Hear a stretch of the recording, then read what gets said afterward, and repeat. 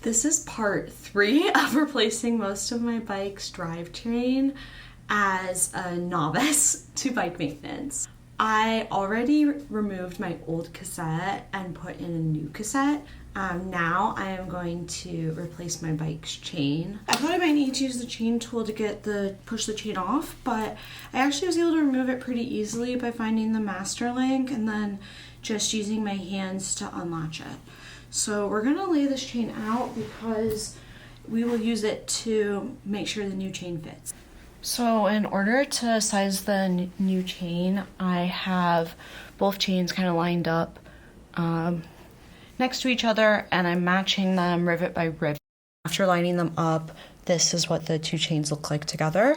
This is the old chain and this is the new chain. So I'm gonna have to take a couple of links off of the new chain to make sure that it will fit my bike properly. This is the rivet I'm going to cut on the new chain, so I'm going to mark it with a Sharpie on both sides so I don't forget. There we go.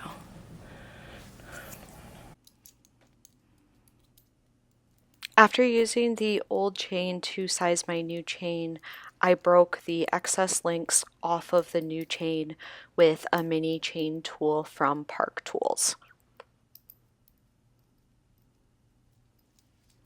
Got this.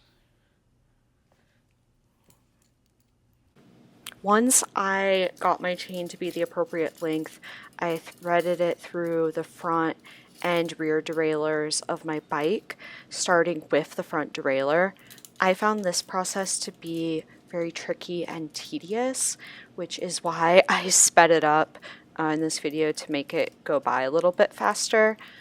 I would definitely recommend going very slow when it comes to feeding the chain through the rear derailleur. I messed up the first time and then had to do it again. It might also be helpful to take a photo of your rear derailleur before feeding the chain through it, just so you can make sure that everything is aligned properly. My old chain was stretched and then my new chain obviously wasn't, so I found it really difficult to keep the chain together in order to connect the master links. I saw that someone online had a special tool for this purpose, but I didn't have it, so I decided to improvise and use a paper clip, and thankfully that worked pretty well. I did this project with just a mini chain tool and no master link pliers, so when it came to connecting the two ends of the chain together, I did this by hand. With the paper clip holding things in place, I didn't find this to be too difficult.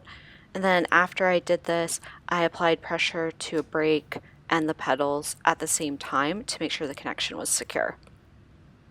In my next video, I'm going to be replacing the chain rings. Thanks for watching.